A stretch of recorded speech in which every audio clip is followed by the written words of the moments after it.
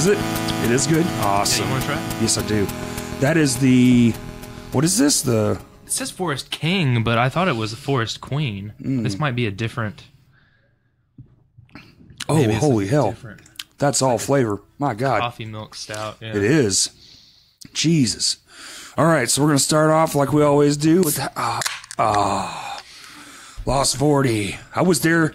So I'll just get the introduction out of the way. The guest today is Micah Reynolds. What's up? Renowned Arkansas musician, and something really interesting that is really awesome. That's what we're going to talk about the bulk of today. And just talk these move. I know you know that. Yeah. You did broadcasting and whatnot. Oh, yeah. I'm familiar with the mic tech. This is Blackberry Bramble I'm drinking right now from Lost 40, and I was sitting in Vino's parking lot. This is Sunday morning. Just played a big-ass show last night with the Go for Gold dudes. You like that, too? Oh, yeah, that's delicious. Yeah, Blackberry Bramble is delicious. The aftertaste is ridiculous. But I'm sitting in the parking lot at Vino's. They don't even open until 11:30, and my friend Todd texts me. He goes, dude, Lost 40. And for everyone listening who did not know, they sell everything, cans and growlers, all day on Sunday. They open at 9 a.m. You can just walk in 9 a.m., snag a six-pack of whatever the hell they sell. Anything you want. I just feel like this needs to be public knowledge. Oh, yeah. If you're like if a lot of you are like both of us, you forget to get your alcohol until it's Sunday, and then you're like, "What did I do? It's band practice, and we don't have anything to drink." Yep. Now it's good to know that Lost 40, because Vino's has always been the standby, but Vino's has always been my that's my fail-safe. Like, well, shit, I got a couple of... There's actually 2 growlers in the floorboard of my car right now because I was going to trade them in. Go trade them in. And get the discount. And I was just like, well, I'd rather have cans anyway. And Lost 40, they serve breakfast too. I had brisket and potatoes. Oh, man. It was ridiculous. I've been told a million times to go try their breakfast or their brunch. My bandmate, Bobby Lloyd, he works there. He works the line cook there, and he's always like, y'all come for brunch. Y'all come for brunch. Dude. And we just haven't yet. There was a line out the fucking door. Really? Yeah. Oh, that's always a good sign. Apparently it's the best not kept secret because everyone tells me the same thing. They're like, dude, you got to go. And it's delicious. Dude, it's delicious. I ate before my server could come back, I cleaned the plate. Granted, I basically didn't eat yesterday and then play that show, so I ripped through however many calories. So let's get started. I just wanted everybody to know that it's a hell of a deal, and they don't gouge. It's the same price, but we're going to get into some music talk. But I guess we'll start. We'll kind of get some of the music stuff out of the way. So when'd you get your start, dude? Like, what was the thing that got you going for music? So, I've always loved music, and I started playing about 18 years ago. My brother was a guitarist. He was playing with a couple of his buddies that were in his same grade, and your younger brother. I was like, oh, I want to play with my brother so bad. Mom, Dad, please give me a drum kit. And I begged for years and years. Well, I say years and years, about a year and a half. Yeah. For a drum kit. Tried to, make plans to start bands with my friends and stuff. And finally, in the year 2001, I got a combination birthday Christmas gift, and it was just a low end CB drum kit that I've actually recently restored. You still have it? Oh yeah. Oh wow. Yeah. And my wife's family has it now. Her sister is teaching herself to play, so I've let them keep it over in the... That's awesome. It's got a nice vintage warm tone, but yeah, I'm just like, y'all take care of it. It's my first drum kit. It's nothing special, but it holds a very special place. Yeah, exactly. Yeah. So that was the beginning of it, and it wasn't long after that I formed a band called Judging the Silence. Okay. Remember that band? Yeah, I wasn't on drums long for that band. I was doing drums and vocals.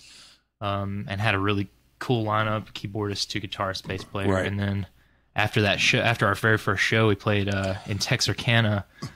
I don't know if you remember. At the skate park? It wasn't the skate park. They had this weird, like, alleyway park, like gated alleyway park. Yes, I played there with a couple of touring acts came through, and we played with them at Juanita's. And then That crazy alleyway park it's thing. Like brick. Yeah. The brick stage. It's just like a couple feet off the ground. Yeah, so we played there first, and it was, it's kind of weird, but it is weird. Right after that show, we went out, we were eating, and our guitarist's brother was with us, and he played drums. And I was like, I want to do vocals. You're on drums now. Nice. So we did a couple years. I can't even remember how long we were. See, I was in 9th grade when that started. So we probably did that band for about 3-4 years. It seems like a lot longer because, any first band is... Right. Well, all the learning you're doing, it makes everything just seem so much more. Yeah.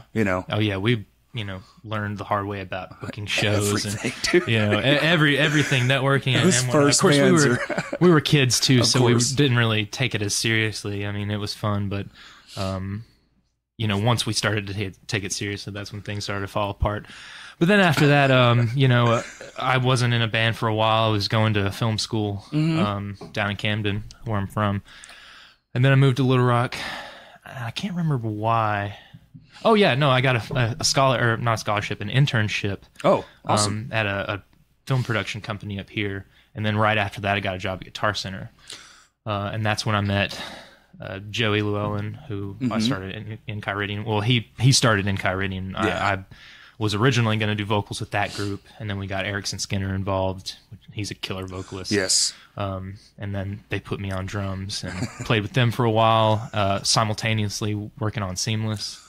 Seamless. Yeah, that band, I love that band. Dude, me too. We got to play together a few times, and that was, we played very few shows, and I wish we could have played more. We probably played like a dozen shows. In our whole. I think we played 3 of those shows. I wanted to ask you, how much time did y'all spend working on that stuff, man? Because it was so a lot together and just so technical. I remember Seamless being that band everyone had their eye on, just like, oh, dude, you see it? Oh, that makes me feel special, but it also at the same time, like, I had a big part in the production of it. Yeah, Austin Sublett, he wrote most of the guitars, most of the guitar parts. And he would use Tablet and and it's like Guitar Pro, right? Or Tux, whatever. Yeah, Tux guitar, print it all out and just here you go, guys. Learn this. So he'd write it all and send it to everyone. And our bass player, he would change his parts. Jeremy R, the guitarist, he would write his solos or do his parts. But all the guitars on the album were Austin. He recorded all the guitars. Of course, all the drums were programmed. But our drummer, Adam Simpson, amazing drummer. Yeah. Oh my gosh, he's so tight. He could play anything Austin threw at him. And so for the most part, he never changed his parts. He was just like, okay, cool, I can do that. Just do some stupid polyrhythm with all 4 limbs. This weird syncopated thing, just like it doesn't even make sense. But yeah, I can do that. And he's just doing it like with no effortlessly. Doesn't that piss you off? Yeah. That's why I don't play drums. No, that's not why. Yeah. I actually took a break from drumming for a while because I was after in Kyridian, I was kind of burnt out on drumming. Right. And then I picked up skateboarding for a little while. Oh, okay. But don't do any of that anymore because you break an arm. You can't play drums. Yeah. Exactly. But yeah, Seamless, we actually, we started working on a handful of songs a few months ago. Whoa. Some new stuff. Yeah, it's pretty cool. It's been a while since we've talked and worked on it. Austin recorded all the guitars for 1 or 2 of them and sent them my way, and I've been recording vocals on them. Dude. Pretty cool. I'll show you some of that later. Okay, please I got do. some That's on my exciting. phone. And it's, it's that same, it's kind of very reminiscent of Reflective, not so much the first one. Dang, I forgot our first. Clarity, that's what it was. Yeah, Clarity. That's Clarity. It. I was like, I know it has something to do with vision. Clarity. So Clarity was mostly heavier stuff, and then Reflective, we started getting lighter and more melodic. But for with this new stuff I'm recording, I'm not screaming at all. Really? I can still scream. I was going to practice and go on tour with Levels last year, but my schedule didn't really work out with that. Do you just prefer not to? Yeah, just to save my voice. Because when we were recording Reflective, that last Seamless record, I was sick for about 8 months straight. And it was a combination of weather and pet dander and just all these factors and trying to record while I was sick. So Austin was like, well, yeah, you can't record you're singing, but you should record some screams. And that was a bad idea because I lost about an octave and a half of my upper range. All those higher notes that you heard on those earlier records, I can't even touch them anymore. Mm-hmm. Yeah, that happens, man. I sing in a band now, so I have to like really look out for that shit. Like when I don't feel good, I just have to be like, I'm not singing at practice today because I scream a lot too. So it's like, if I fuck this up, it's over. Yeah. You know, you really got to take care of yourself. And you see a lot of stories from those guys on the road. That Cove from Seosin is one of the better examples of that. Just going and going, 100 shows a year, getting sick, drinking, smoking, and then not taking care of it. And then you blow your voice out, and then it's just gone.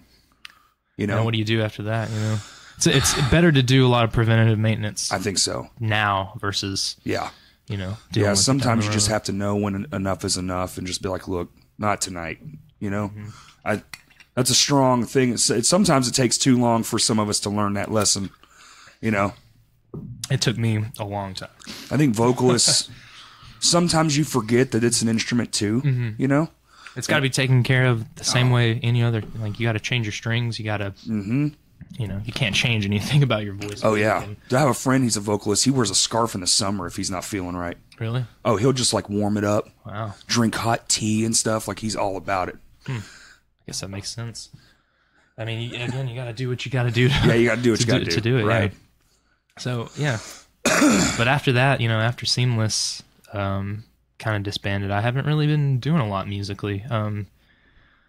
Mostly jamming. Mostly just kind of like the past 2 years, I've just been working on my performance aspect. Like I haven't done a lot of writing. I've written a couple of songs here and there, and I've got millions of unfinished FL Studio projects on my computer that are that are great ideas that they're like 90% of the way there. They just need the finished vocal or outro part or whatever. Right.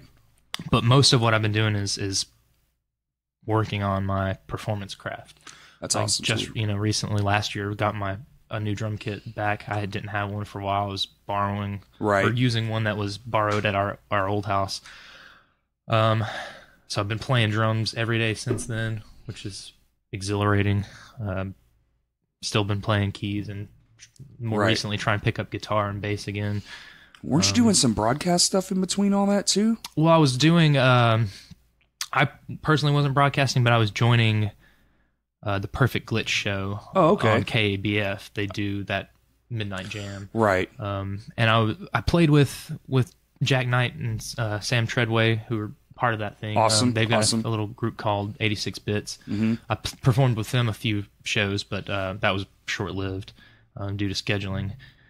But yeah, I mean, that's the extent of my broadcast. Really, is that show, that KABF show is really fun. If y'all like trippy electronic music, y'all should tune in Wednesday nights from 11 to midnight. They play other artists, sometimes local electronic artists, and then from midnight to 1, everybody plugs in keyboards, synthesizers, drum pads. I gotta get more into that shit and just do a live jam. Yeah, that's awesome. That's what I was. When I reached out to you, I was like, maybe we can work out doing a live jam on one of your podcasts. I would love that. I actually have aspirations to have that as part of this podcast eventually. I have the interface. I have gear. I don't know if I have enough gear as far as like mics and stuff. Like I have a few SM57s and stuff, but I've got drum mics and room mics and amp. I've got mics galore now. I've got a bunch of them. It's definitely on the list of shit to accomplish for sure, because I think that's something added. Not do it all the time, but every now and then have a guest that's a band. I have bands on here all the time. Yeah, have them play a song. It's like, hey, step into this room or the shed, or if we get a space, step over here, like jam out a song for real. Don't let me just tag the CD song on the end. Like, let's do it for real. Play it. It's the same as, like any of those late night shows. You got the band on interview and they play. Exactly. And I don't know if you have ever done any research. I'm sure you have, but you can FireWire connect another 8-channel interface to this and extended 16 They actually, channels. Behringer, actually, I know that's a low brand name, but they actually have like one of those diamond in the rough things. It's an 8-channel add-on that you FireWire in, but it has Midas preamps. Really? Yeah. Interesting. Behringer, you know, they've been hit or miss, but they do have a couple of diamonds. They have a couple of those little gems in there. Like, and it's only like $200 for 8 more channels. That's not bad. Which, to those of you listening, that interface was like $800 or some shit. The Sapphire Pro 40. That thing is, we were just talking before we started. That thing is a beast. It's a beast, man. I luckily had just some Presonus preamp. The add-on thing? Yeah. It was, I got it. I don't even know where I got it from. Someone gave me an old rack unit and it had that and a couple of old vintage equalizers. That's in it. Awesome. I don't know if the EQs work, but the Presonus thing does work, and it's got... So you can add those channels to your mix. So I've got it just sitting on top of my I've only got a 4-space or 2-space rack. I got my power conditioner in the Pro 40, so I've just got that on top of it now. And I've got a bajillion piece drum kit like I've shown you. I was miking up each piece. I had like a kick mic, a top and bottom snare mic, 3 tom mics. Holy shit. A ride mic, a hi-hat mic, and 2 overheads. Wow. Just to see, just experimenting with it. Well, that's the thing with recording drums, man. The more the merrier, and you can turn off what you don't like. Exactly. Yeah. So what I've been trying to do is treat my room enough to get a good sound out of my overheads, and then just bring those individual mics in to support the sound. That's what I had to learn, man. The overhead really is the drum sound, and then you put those spot mics in just to kind of boost when you need it. They're so close mic'd that they're too dry. It's too dry. It sounds like it sounds worse than a fake kit. Even. Yes, nowadays, yeah, really. But it's weird how you think of like miking drum sets is like a lasagna. I use that word a lot, but that's really what it is. You know, you layer it up, and every little layer is just a little bit, but all those layers together, and you get this big full tone. But when you the weirdest shit is when you solo out, like, let me solo out the top snare, and it's like, and then you hit the bottom snare. But then you put the two together, it's crack, crack, big, crack. Fat, it's so ridiculous. Tone, that's the thing that's always fascinated me about recording. I started on, I'm sure everyone, I think even Doan talked about it on his podcast, those little 2-pedal Digitech. Damn right. I had that. I plugged that into the microphone port on my family computer and was trying to record that way. Now we've grown into having crazy cool gear. Yeah. You just like, well, now I have all this neat shit and I can fuck around it whenever I want. I've actually started trying to force myself to get back into doing more just off the wall creative things. Cause sometimes I tend to get lazy, or too busy even to just be like, and then it just sits there and collects dust for a little bit. Yeah. That one makes noise. Man. Yeah. It's okay. Cut that out. Yeah. That's something I've been wanting to do. Of course, I don't really have a huge space. Our jam room is about a little bit bigger than this half of the room. It's hard to. That is pretty small. It's a really small. It's a bit bigger than that. I don't know the actual square footage, but with my giant drum kit and an organ and a Rhodes piano and amplifiers, it kind of space eats up quick. Exactly. Then you add 4 bodies with 4 instruments that have to stand at least a neck distance apart. Yeah, it adds up. But that's one of the things that I have been more mindful about. I still use FL Studio for my composition if I'm not recording, but whenever I go to record and write a song, now I'm using Reaper just because it's the only real DAW that I have. Right? Because isn't it Reaper free too? It is. Yeah. Free to evaluate. I've been evaluating it, quote unquote, for like 7 years. I have a really old version too, so I probably should update it. But it's free to. It's totally free to use. Like it's a totally unhindered version, and it's like a full DAW, right? Mm-hmm. I've heard lots of good things about it. You can accomplish the same things in it that you can with in Pro Tools or Logic or anything like that. Granted, I don't know. I'm not like the most mindful or most. I don't have the most wisdom as far as mixing goes, so I don't know if it's limited in any way. It works for what I need it to work. It's got the ability for me to multi-track at one time, because I don't know if you've ever tried to multi-track in FL Studio. It is a nightmare. No, I have not. Because you have to open multiple instances of Edison, which is their little sample recorder. Yeah. Which is great for if you need to just record one sample. But if you're trying to do multiple tracks, you have to open up each one of those, arm them all to record, and then record your thing and then drag them all into playlist. I think in newer versions of FL Studio you can record straight into the playlist. Weird. But it's still not as intuitive as just like a regular DAW is. You know? Kind of more of a secondary action than a what it's meant to be used for. Because in the lowest versions of FL Studio, there's no audio recording capability. It's just the MIDI programming. Damn. You have to at least buy the $200, the producer's edition, to be able to record into it. Again, I think the newer versions are different than that. I think the newer ones have a record to playlist feature, but again, it's not like tracked out. It's open architecture is how they describe it. So instead of it being like, this audio is on this track, so all of the effects on that track affect that piece of audio. Now it's like you've got audio anywhere in the playlist, and you have to link it to a channel mixer track. Weird. To add it to. So if you don't want to be super organized, or if you want to keep pieces like in different spots, I know that probably doesn't make any sense. Yeah. If you're not productive. yeah. It is way. It's almost like it's like different. A side chain design instead of a forward, like right in front of you design. It is like you're side chaining everything to the original piece instead of just having the original piece and putting things on top of it. Oh yeah, that's weird. It's exhausting for that type of thing, but again, for programming, right? I can program drums in a heartbeat. Yeah, I have tons of friends who use it for that. Yeah. It's so easy because they love it. The piano roll is just, you can click in. It's so intuitive. You can and they have an app too, right? Yeah. Oh yeah. Yeah. So that's even cool. I haven't used the newer version of it. I had the old version and it was okay, but they totally overhauled it. It's a totally new, like totally different thing. So you don't want to like get rid of the old version and then be damned with the new version that might suck. I'm already damned with the new version. Oh, no, shit. It's not that bad. I just haven't gotten into it to really. I'll show you what it looks like. Oh, look. Do you want to watch the getting started tutorial video? Here's a tutorial. Not now. I'll do it. Yeah. Show me later. Like, oh, yeah. I mean, that's... It looks more like the actual application does. Yeah. Oh, that looks cool. But...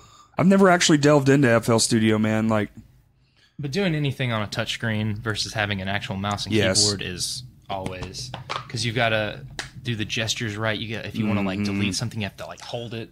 The long hold. If you want to move it, you have to like hold it and then move it. And if you don't do that right, you extend it instead of moving it. It's just one of those things that like you say, you don't have a lot of time and you get lazy and don't have the patience to really like delve into that. Or turn on the computer, get everything fired up, or I can sit here on my couch with an iPad and just fucking tweedledee.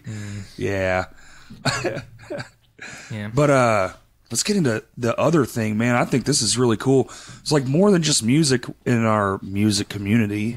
There's all kinds of things that are, it's not just musicians playing shows. There's a whole bunch of other shit, and I'd like to showcase some of that stuff. And I think what you're doing is pretty fucking awesome. So you're doing drums now. You have started a Ozark Drum Collective. Is that correct? Yes, sir. Yeah, and so I guess you have like a partner in this deal. Yeah, Scott Southern. Okay. He's a renowned local drummer. He's a lot older than me. I don't know how old he is. Sorry, Scott. Love you, man. No, he's great. He's pretty busy, so he helps me when he can. Right. But for the most part, it's mostly me. He's provided help on some of the projects, and will help with funding some stuff. But now, are you just doing refurbishes right now, or are y'all getting into building? Right now. For right now, I'm guessing the goal is to build your own kits. Oh yeah. Yeah. Steam bending is the most traditional way to build a drum kit, but right. I don't know if you've heard of stave drum building. That's what most independent companies are doing. You think of it like how a whiskey barrel is made. It's got multiple slats that are cut at angles to make a round. Yes. That's what they do. They do that, and then they mill it down to the appropriate thickness and roundness. Yes. So it's cut out of individual planks of wood instead of having a ply that you steam bend. And that's what I want to do. You want to do the stave style?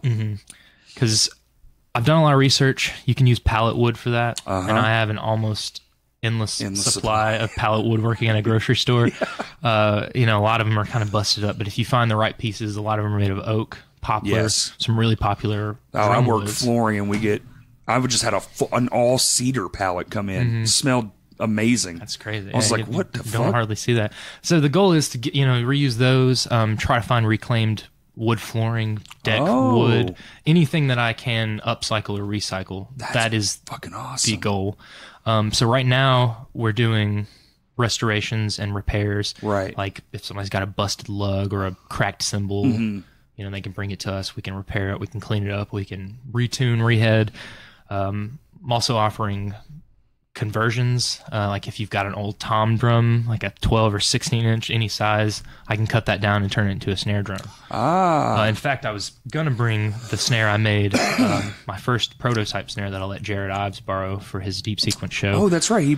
I think he put that on the internet, a picture of that. Yeah, I saw that. So he got to try that. He said he used it in Joplin as his main snare one night with no miking, and it just popped, filled up the whole room, which warmed my heart. The first snare I've actually built and cut the snare beds in and cut the bearing edges and stuff on. I've recut bearing edges on tons of drums, but I've never really done snare beds. Snare beds, yeah. So they're slightly different. Yeah, and you got to be real careful. If you make them too shallow, the snare won't grip and react right. If you make it too deep, you got wrinkles on their bottom head. And it's very meticulous. I think not a lot of people know the ins and outs of probably drum making. I do. I actually helped a friend build one, but the only thing is we did the bearing edges, but he just bought Keller shells. Okay, yeah. But we still had to drill all the holes, put the bearing edges in. It was still a lot of fucking work, and drilling those holes out exactly. You got to make sure they're precise. Oh my god! If it's off at all, you're screwed. It took hours of time just to drill those lug holes out, because each one has to be equally spaced to whatever rim, whatever lug set pattern you're going to have. And then you have this mat, and it looks like something you'd get in geometry class, and it's just this shit everywhere on it. And if you multiple angles, you align it, and then you put the tape up with each line equal distance. Man, it was a lot of work. Yeah, it was a lot of work. It was neat to experience, though. You don't really think about it until you do it, and you kind of gain a new respect for just any of it. Especially the independent drum makers that are out there. You're like, they're doing this every day, all day. I don't know, they probably have a simplified process, but it's still, the amount of time and effort is just staggering. And then you really get to see why, drums are the most expensive, because most of those handmade companies, a single drum is upwards of $1,000. A snare drum. Yeah. I saw this company the other day. They were like, we got this limited run of Poplar. We're going to do a cheap snare drum at $500. I was like, oh yeah, that's your cheap snare drum, Yeah. And I don't want to be that expensive. I want to make my stuff affordable so that I can provide it to my local scene. Right. There are a lot of drummers here. There are a lot of amazing drummers here. And I want everyone to have a piece of that. And just that's cool too. And you have and they tour, and somebody see, especially a reclaimed, upcycled material drum set, it's gonna look amazing. Anything upcycled typically looks fucking awesome, really, to me. I love that look. And that relic-y kind of look. And then they can say, oh, what's this? And maybe you have your badge on there, and it sparks a conversation, and they find it. It's it's word of mouth is always the best, but man, it's a fucking awesome idea. Thank you. I appreciate that. I dig the shit out of that. It's been a passion of mine for a long time. Ever since I watched an episode of How It's Made on how they steam bent drums, I was like, I want to do that. They put it in that crazy press, and then it just holds it there for 24 hours or something? So, yeah. It's a long ass time. So even just that, think about a big ass company like PDP or DW or Mapex. They have all this machinery. It still takes a whole day to press one drum, 24 full hours. Now, I will say a lot of lower end drum companies do get Keller shells. Yes. And just redress them. I don't know if SJC does that, but a lot of their custom drums are more about the finish of them. The finish. They go wild. I did see them make a whiskey barrel stave drum, which looked really cool. Yeah. And I'm sure they do make a lot of their shells, but I know like lower end kits are mostly killer shells. It's just easier to crank out, I'm sure. The shell comes in and all you really got to do is just drill it and add your hardware. Yeah. Which hardware can get pretty pricey and stuff too. Man. I think last time I priced out like a full set of hardware was about $300. Yeah. For nice stuff if you don't want the steel hoops, yeah.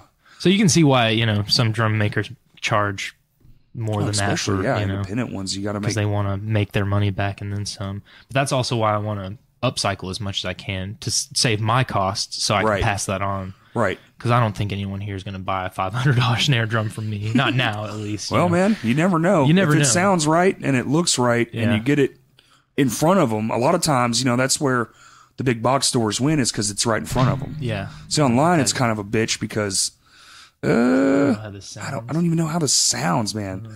Like, I don't know how this is going to sound when I hit it. Right. Unless you just don't really care. You just need something. But have you really met a drummer who didn't care what kind of tone his drum had?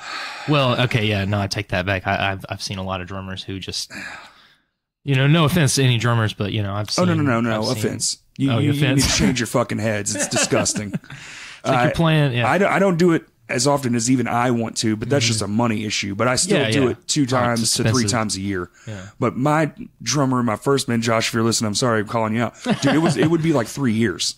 That's if it didn't break.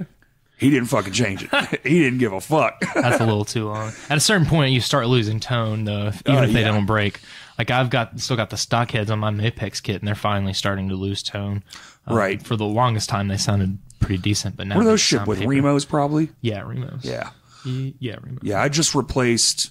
I have a vintage tone, so I have the dry heads on the bottom too, and I just replaced the top ones. I really need to replace the bottom ones, but I went with Evans.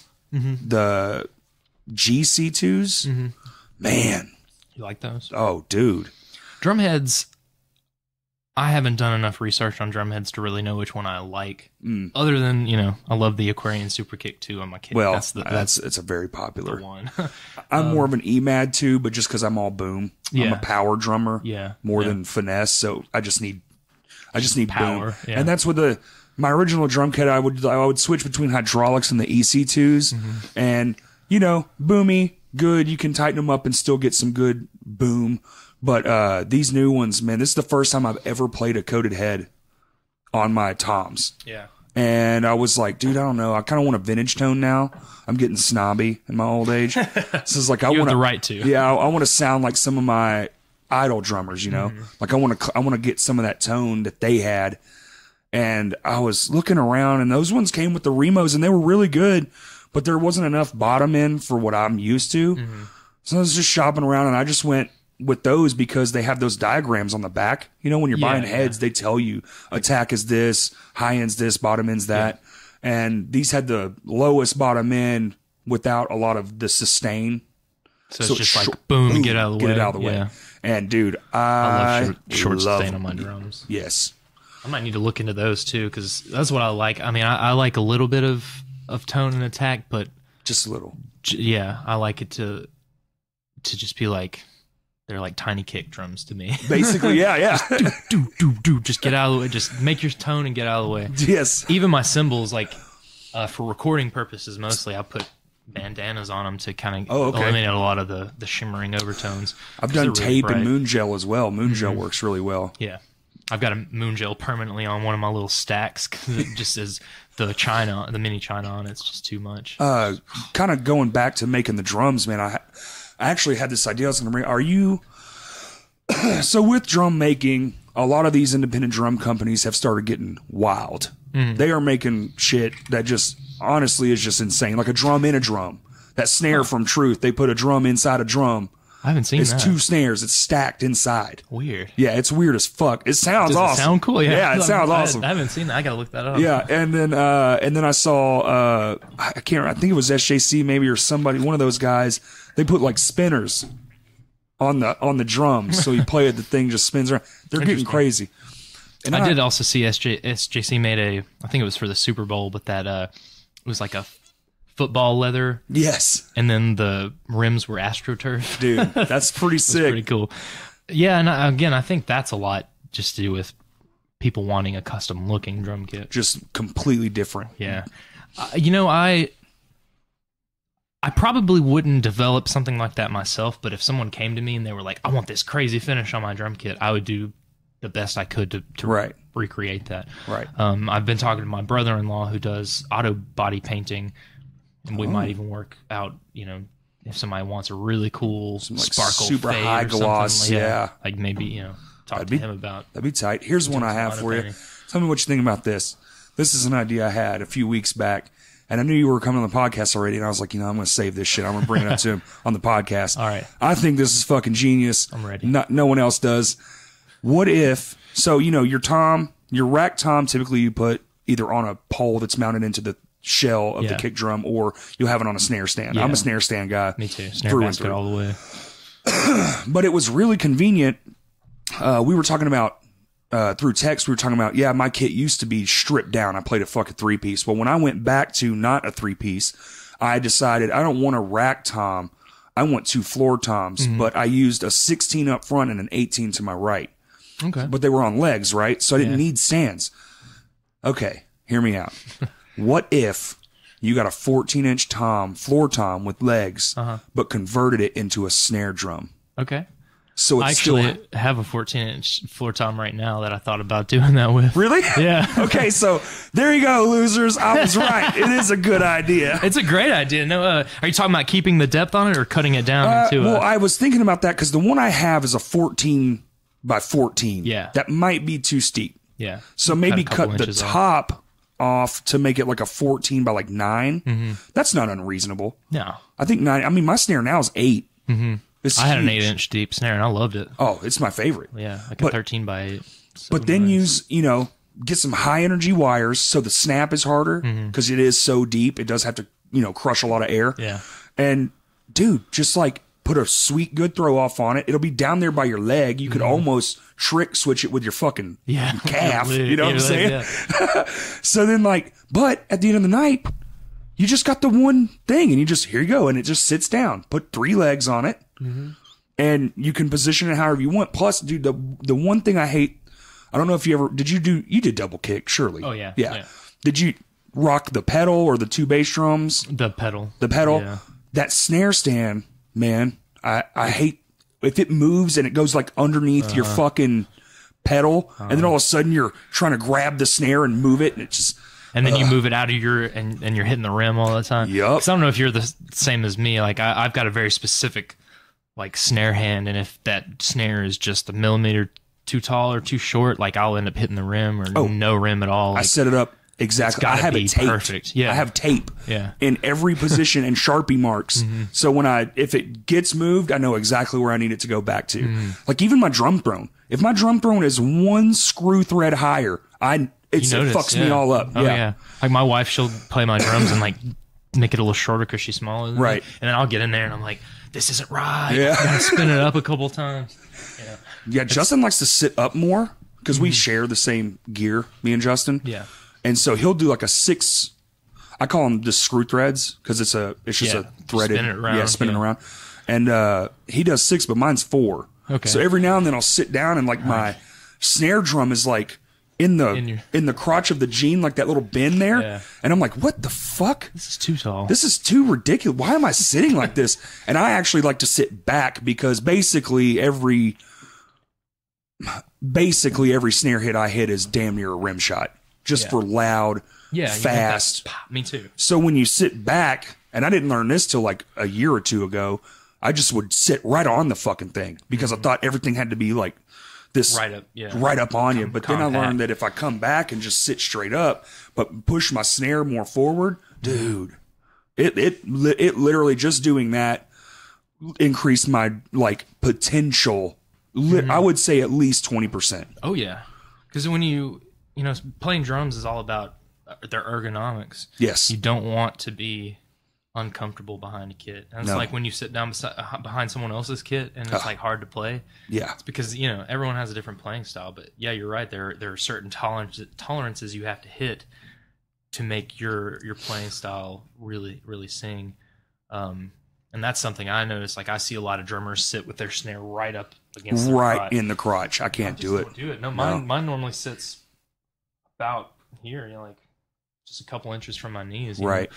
It's y'all can't see that on the podcast. Yeah, I do it too, man. I'll make jokes where I use like my hands, and I'm like, "What the fuck am I doing?" They can't see us. The joke is only halfway there. Yeah, but well, I think you can visualize though. But like, there is like this perfect amount of distance, like more mid thigh than like say more up towards the crotch or more towards the knee. I've seen people even play like the snare at the knee, which is too far for me because then they slouch. You know, you're gonna have and reaching everything else. You've got to. Yeah. For me, it really depends on where, like, my kick and hi-hat are. That's what I do anytime I set up a drum kit. I sit down on my throne first and just put my legs down, and wherever they sit comfortably, that's where I'm putting my kick pedal and my hi-hat. Yes. And then everything else is based around that. Yeah. You know, I sent you that picture. We reorganized our studio recently, and that's exactly what I did. I kept the rack part mostly the same, moving it around, but readjusted the snare and kick and hi-hat distance, and already feel like you really man, maybe I need to do that because I've been real claustrophobic with my feet here lately. I feel like just take it apart and just sit down and redo it, no matter how much space it takes up. You know, it's your, you know, you've got to be comfortable, you know. Right. Well, it is weird because I kind of play like my legs are kind of V'd in just slightly, and I like that, but not my right foot. I don't mind my left foot so much because I only use it when you're doing double bass, and it's actually kind of a little bit easier for me to go up and down and kind of at an angle with the other foot just for speed. Yeah. And then that way I can, people do that. And it's an easy switch too, because I can use my heel on the hi-hat. Yeah. And just for like quick stops. We have a lot of instant stops, you know, nothing. Yeah. So it just helps out with that. Yeah. I think that's something I didn't learn for a long time, was just that the setup counts as much as any part of it. As your technique, how you're holding your sticks, what you're playing. Yeah. It's all a factor in it. I mean, it's this. If you think about it in application to other instruments, you know, it really depends on how your guitar is set up. It really depends on how your like bass is set up. And play a few guitars too, because like neck length, I never would have, and fret size, I used to just buy whatever, whatever. Then I finally got a guitar, and I'm like, oh my god, this feels amazing. But in my brain, I was just like, it's just a better guitar, not thinking. It's all the other shit. Scale, yeah, it's the scale. It's how high the strings were. It's how wide the frets were. I got these sausage fingers, so I need a bigger fret. You know, I can't just play like a fast, like those built for speed, like Kiesel and stuff. Just that not enough. Can't do it. There's just not enough space in there for my hand to, especially down towards like 9, 10, 12, where everything gets closer and closer. You got to have that wider space in there. What guitar did you say you got the new one? The Fender Modern Telly. It's like HH73 something. It's a really shitty name. I wish they would have named it something different. But it's the Telecaster that's an all-through body. Okay. So the neck and the body are just one piece. Yeah. And that thing plays like an absolute dream. Well, if I'm being honest, I always prefer a neck through anyway. Yes. I don't own any neck through guitar. I only own bolt-ons, but you get more solid construction out of that anyway. Yes. But yeah, no, it's just like that. Going back to drums, play different types of sticks too. I've been playing the ProMark Shirakashi Oak sticks for a while. I love them because they don't they last a lot longer than oak, and they're a little bit lighter, so they're denser and lighter. But then I recently switched over to the Neil Peart. I don't know how many. Everyone pronounces Canadian. Peart. Neil. I switched over to his signature. The Rush Shirakashi. Yeah. I switched over to his signature Shirakashi Oak sticks, and they're just like half an inch longer, and the tip is a little bit bigger, so they've got more heft at the end of them. And I like that. I'm gonna try a pair. You should, dude. They're amazing. Because I'm stuck on fire grains right now, man. I haven't tried the fire grain. They don't break. Do they not? The Shirakashi Oak will not break. I've had the pair I have now. I think was defective because one of the end grains is starting to peel off. Yeah. But I buy a pair a year. What the fuck? Of course, I'm not a heavy hitter, so I don't like bang on. But they don't. They just don't shit out of our drums. That's the problem. Yeah. But those fire grains, man, they seal it seals the grain up. Yeah. So you have to get through all that basically natural sealant, because all it does is crystallize the wood on the outside.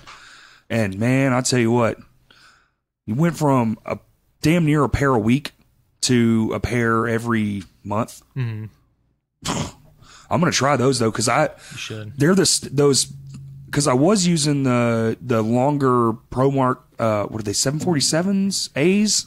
Mm-hmm. They're a little bit longer. Dude, I love that. His are. They're 747W, I think. Dude. So they're... I'll snag a pair of those next time I'm in the store. I love trying out the drumsticks. They're worth it. They're all $13 fucking now. I only buy those, so I don't know what. Yeah. I mean, I guess there are some sets that are like $7. Yeah, sound percussion that'll break every song. Chunk. There is something to a good drumstick too, man. Because like tone too. Well, tone. Oh, that's a lot of people don't understand. They like places like ProMark and what's Vader. Mm-hmm. They have a guy, and his sole fucking job is to a bunch of sticks come down a conveyor belt, and he has this little pad, and that little pad is basically a drumstick tuner, and he will go boom, and he hits it on this thing, and it registers a note, and then he'll set that to the side in this cubby hole, and it say it's a G, note. Yeah. and it's all the G's go in that note. So not only, and then they weight match them too. So they're weighted and tone matched, and you wouldn't believe when you play with a cheap pair of sticks, you feel there's like, I don't know, you know what I'm talking about. You can feel the vibration in the stick, in a cheap stick. Yeah. And it's like, it feels strange, especially with like hitting your snare. It almost is like a second hit. You can feel it up through your arm and stuff. Yes. And I really had to, piece that shit together as you go on, because I didn't really have anybody here to teach me anything. I was kind of just, seat of the pants learning. I taught myself everything. Yeah, me too. Yeah. So when you're just out there just like figuring shit out, and you play a cheap pair because you're always just used to playing cheap shit, and then you finally step up one day and spend that $12. Big money. It's big money when it's one pair a week. Yeah. Really. And then you play it and you're like, oh man, just shit dawns on you like, this is why. Oh. But I watched a How It's Made on drumstick, dude. I want to make my own drumsticks so bad. Now that is a goal of my company as well. But you make a good stick, I'll be a customer for sure. All right. Dude, I am a nerd for drumsticks. I like trying new ones out. Every now and then me and Justin we'll just go to Guitar Center. We'll find like 4 pairs and just be like, fuck it, let's try these. We've been hooked on fire grains for a while because they're lasting. Yeah. And we've been writing a lot, so we're kind of just like in this mode. Yeah. You just, just playing a lot. Yeah, just playing a shit ton. And typically, I don't know why. Do you do this? When I write, I fucking play harder. Yeah. Because you're getting into it. You're like, you're enjoying the newness. Like, like when we write with our groups, it's how many groups are you in right now? Just 2. Okay. I got Pedal Weather with Jeremy McKell. Right. And my wife is playing bass, Keely. And then we've got another trio that's almost the same lineup. Again, my wife on bass, I'm on drums, and Bobby Lloyd is playing guitar. Okay. And that's called Bird Bones. Bird Bones. Both of those band names are badass. Thank you. Pedal Weather and Bird Bones. Yeah. Yeah, they're both, it's like, wow, those are really cool. Of course, Pedal Weather, I give that to, Jeremy. That's his, Pedal Weather is his baby. He's writing all the songs. Right. And Keely's writing some bass parts too, but mostly it's Jeremy's him bringing this stuff to us and us just. I'm excited. I think we're playing together in July or something July for his 13th second for the farewell. Yeah, I just got the flyer. It's in my car. I got to go I got to think of a spot and go stick the flyer up. Nice. We've got he brought us one and we just had it on our fridge just for, we'll probably put it in our band room after the show just because we like to collect those kinds of things. But that's going to be a fun day, man. Oh, dude, it is. I'm looking really forward to that. I'll have a booth. I'll have an Ozark Drum Collective booth. Oh, shit. There. So hopefully have some shirts by then, some stickers. Okay. If I still have some drums for sale, I'll have some of those there. Some of the kits? Yeah. Oh, for real? Dude. That's kits, awesome. Maybe some snares. I'm in a process of working on a 16-inch floor tom snare right now. It's not going to be the full depth. I think it's I cut it down to 7 inches. 7 inches, probably, yeah. Just so it's like a nice. And I'm also going to do one that's like a big fat pancake. Now, when you cut out the drum, do you cut out from the middle or do you cut from the top down? It really depends. What side's best? Yeah, if I'm trying to avoid the holes that are already cut in the drums, I'll cut out the middle, the air vents and the just all the shit that's in a drum. Because otherwise, you're gonna have to fill those up, and you're gonna have to spend a lot of time filling all those holes, waiting for it to dry, resanding that down, and then refinishing it over it. So for the last one I did, the top bearing edge was still good, and I planned on using the lug. I'll get this off here. Yeah, sorry, my phone's exploding, and I feel like too. I don't want it to be like vibrating the two. Mine is too. But no, this last one, I planned on using the existing lug casing holes, so I just cut the bottom half off. And recut the bearing edge on that, and reshaped the bearing edge on the top. It was just kind of dented in where beat up. Yeah. That one was from literally a trash kit that somebody I used to play with. He brought it over and was like, "Here you go." I was like, "Man, I don't want this. I don't have room for it." He's like, "It's going to the garbage." And I was like, "Okay, I'll keep it." I plan on building drums. I'll keep curse. it. You know? Now I'm like, anybody got free drum shells? Bring them to me, please. We should sift through my shit, man. I got shit out the wazoo, cymbals, whatever, just sitting there. Because at this point, I've got a few clients. You said you're fixing cymbals too. Yeah. Are you doing just like I'll cut out the damage? Yeah, like depending on how deep the cut is, you can just. I'm going to give people my tip here. You can just, at the top of that crack, you can just drill it out. Small as long as it doesn't have a path to continue. If it's got like... That's what I've always heard. It'll stop the spread. Yeah. So you can literally just drill at the top of it and be done with it. What does that do for your tone, though? You'll lose a little bit of tone. Okay. And I was about to say, I go the extra mile and cut out... I don't have a picture of... Like a U shape? But say, like... The crack was the whole length of this thing. Right. I'll cut out a piece about that big, kind of a U shape, like you said, just like an elongated U shape. I did that on a crappy B8 cymbal that I had just lying around, and it,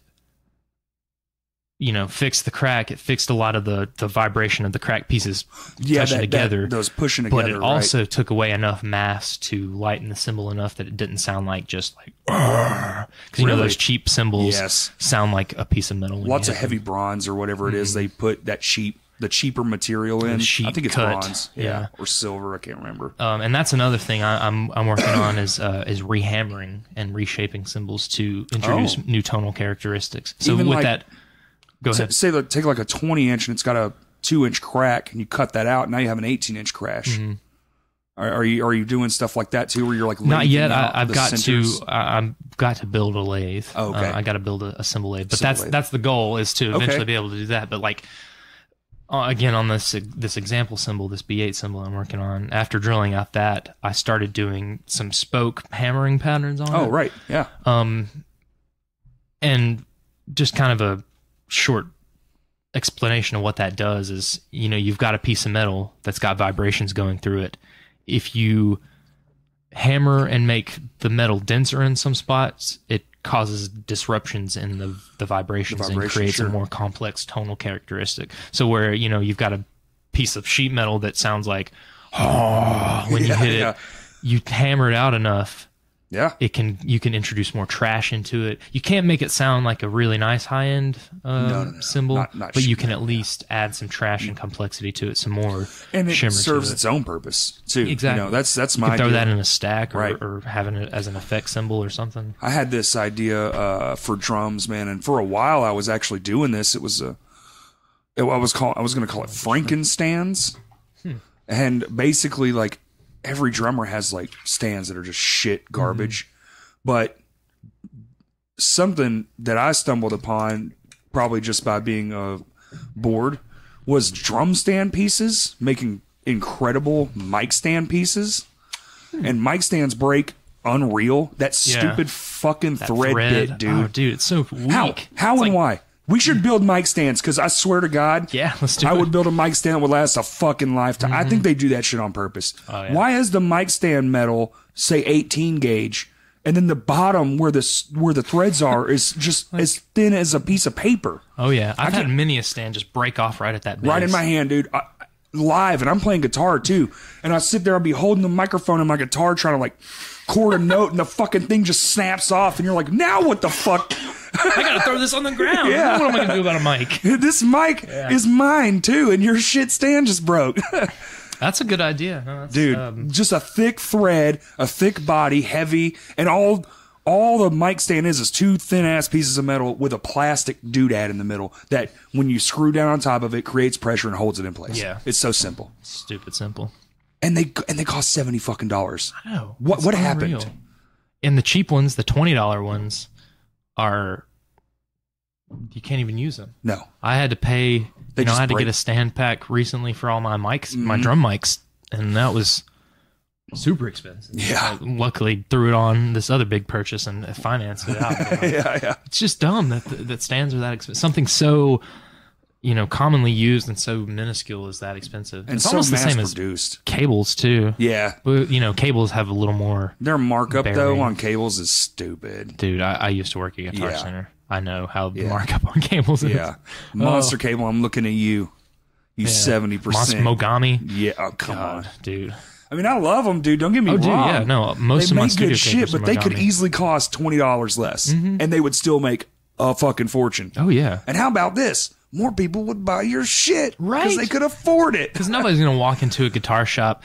I mean, I know me, being a broke musician, like most of us are. Like nobody's got that kind of money really, unless you're signed or whatever. But if I walked into a guitar shop today to buy a new cable, of course I wouldn't buy a live wire because they're the lower end. But I would buy the middle of the line. Yeah. As much as I would want to buy a Mogami, they're twice as much as the middle. Dude, line, I priced one the other day. It was like $79. Oh, it was $79. What for? What, a mic or an instrument cable? It was an instrument cable. What length? I think it was 25 feet. Yeah, that's crazy. It's stupid. Yeah. So we're well over $1 a foot now, and it ain't no looking back. And like when you hold the two, like the medium and the high end, you're like, yeah, man, there's a difference, but I don't think it should be that much of a difference. I feel like they're only going to last the same amount of fucking time anyway. Yeah. That's true. Really? I've got live wires I bought years ago, and my Mogami cables are still kicking too, Yeah. I've just got, I've got a couple of like stereo Mogami cables, but mostly I've got my instrument cable for my guitar rig, and I've got a really 25-foot microphone cable that I use for vocals. I've tried to upgrade everything I have to like thicker gauge, most of the microphone cables. That one is the only one left. Oh, you got me talking through the crappy one. I'm kidding. I'm kidding. Technically, the other mics are all not. That's up on my list. Rode just came out with a new mic, man, and I think I'm gonna replace this whole table with them. What is it? It's called a Rode Procaster, and it's specifically designed for podcasting. Okay. And it is the shit. Hold on just a second. I'm gonna look this shit up and show you, man, because it has a tiny body. So it's not heavy, but it's still all metal construction. So they found a way to make it strong but lightweight, because a lot of these stands, these stands are actually pretty stiff, but I bought these mic stands, and then I had to go and spend more money on, you see these little plastic bushings up top, and even these metal ones at the bottom. See, all that metal was smashed together. So I took them all apart, and then spaced it out. Yeah, and spaced it out, and I really need to. Stronger. There it is. Yeah, I've seen some like cheaper versions of Look at this thing, dude. Oh wow! It even has a shock mount right here. Yeah. So it's like it takes a lot of the feed, like table feed, out of the sound to almost zero, and you can actually I've already seen people putting where this screw thread is, putting rubber bushings in there to take out even more. Yeah. Man, that's really cool. I love Rode mics too. They look so dude. Rode is on top of their shit. Look at the front of this thing, dude. This is all metal construction. Wow, that's beautiful. Yeah, I love this thing. If you're listening out there and you want like an affordable, this is only $200, and I say only, but man, for in the grand scheme of things, yes, microphones can get very expensive. Yeah, and dude, a fucking all the big podcasters use that SM7B. That motherfucker's $400, and then the tail on it's so like the gain is so low that you have to buy a booster that goes in line, and that's another $100. So for every mic, now you have to have two cables, the damn $400 mic, and that $100 piece. You're thinking $600. So you can spend half of that and get less this. than half of that. Yeah, and I think honestly, you put like I have one of these fancy pop filters. You put one of those in front of that, I think you're just fine. Yeah, and you can even make a pop filter out of pantyhose. I know, just anything. Yeah. Anything. And just to get the pulses down. Yeah, and. I mean, I know we're being nerdy, but this whole podcast was designed to be nerdy. So, but if you're listening, you cannot fault us for that. you knew what you signed on for when you clicked the. It was in the description. There's links down below. But this thing right here is, I think, I've spent a lot of time actually trying to find an even, because buying 4 to 7 microphones is a tall order. Yeah. And so I was like, well, I'll just shop around, and when something comes along, I'll do that. And I think this is it. I think this is it. That way everyone has equal tonal range, and it's just more even. Yeah. I find that when I'm mixing, a lot of times I have to boost these post versus that one, but versus this one, because this one's so much clearer. Yeah. And the frequency response is just a lot higher. But and then that's my last cable I need. I think these are all Mogami. So that cable, those mics, and I think, man, I really re-greased the microphone stands, but dude, then you're set. Yeah, back to perfect. A killer table too. Like, this Thank is you. Perfect. Yeah. Awesome. Yeah. I made this. Where'd this table come? You made it. Yeah. Oh, dude. Yeah. That's awesome. Just pallet lumber, and then if you actually underneath, it's a 2x6 spine that I made out of an old bunk beds. Oh yeah. Yeah. Well, there you go. There's that reclaimed. This rustic. is upcycled from a few things. Yeah. So yeah, I'm just going to take this table and turn it into a bunch of drums. There you go. There you go. Well, I did have a podcast, and then Micah stole my fucking table and turned it into a drum set, so now I don't have a drum set either. But dude, I'd give you one. I'm highly interested in, to bring it back to drums, Always bring it back to drums. I'm so interested in what you're doing, because I don't think there's enough of that. That a lot of people do guitars, but you really don't get a lot of drum stuff. And I'm passionate about both. Yeah. But drums is my first love. Always. Yes, same here. That's what I started on. And it's cool. I feel like that's that way for a lot of drummers. Like, most drummers that I know are drummers and drummers alone. Yes. And there's nobody catering to that. Yes. I also had an idea for a drumstick, man, a relict drumstick.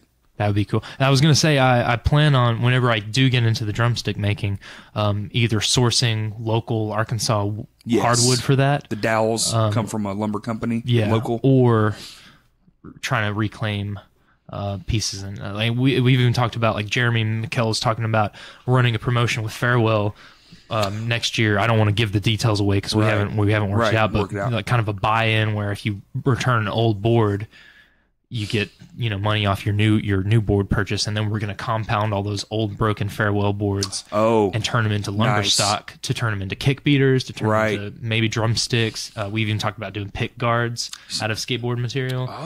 Just like anything we can get our hands on to upcycle into drums or percussion.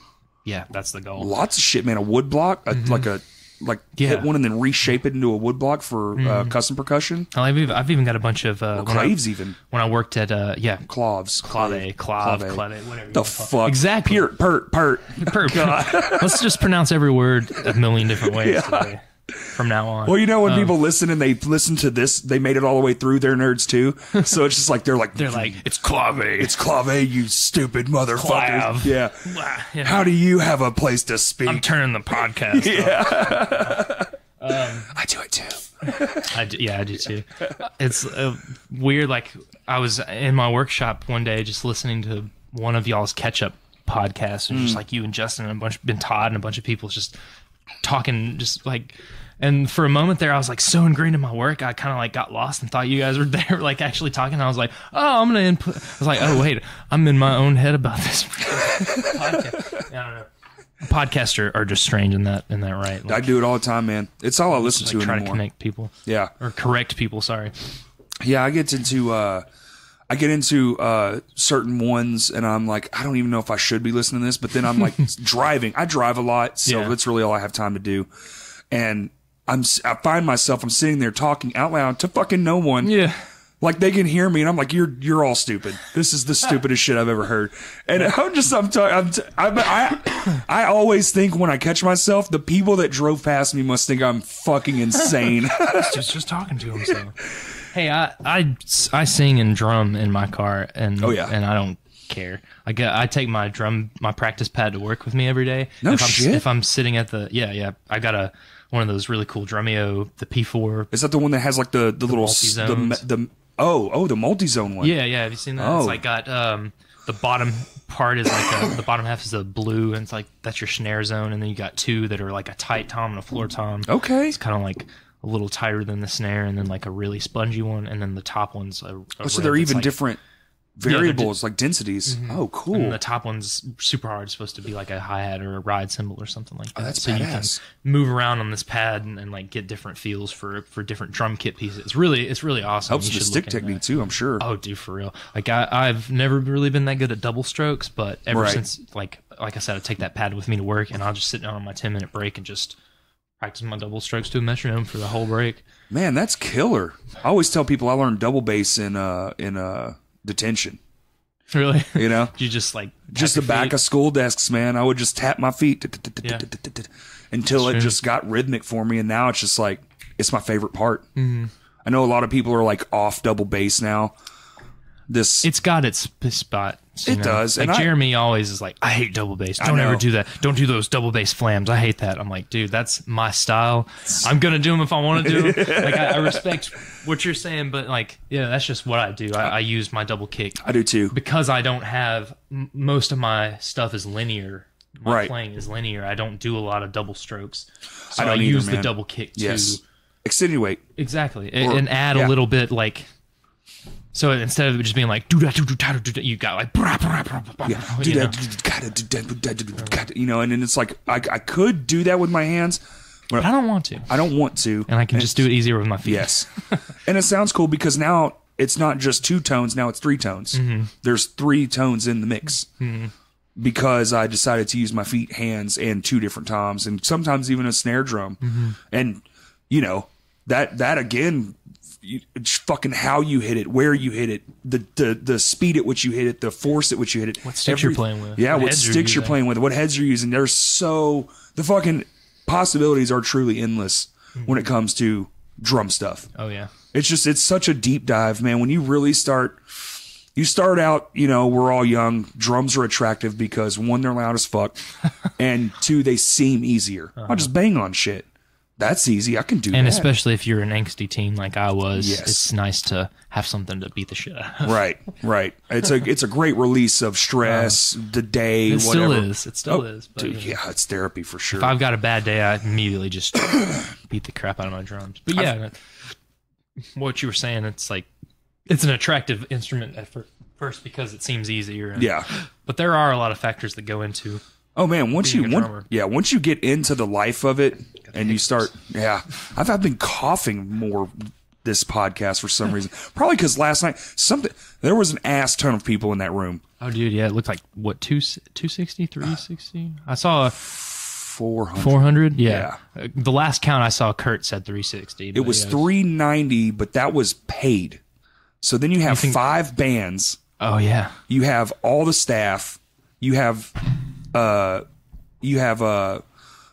girlfriends. Every band member got a guest one, and almost every guy in the bands has a girlfriend. Yeah, that's another 40 people, dude. It was over 390. Yeah, holy crap. Yeah, I just saw the pictures and videos.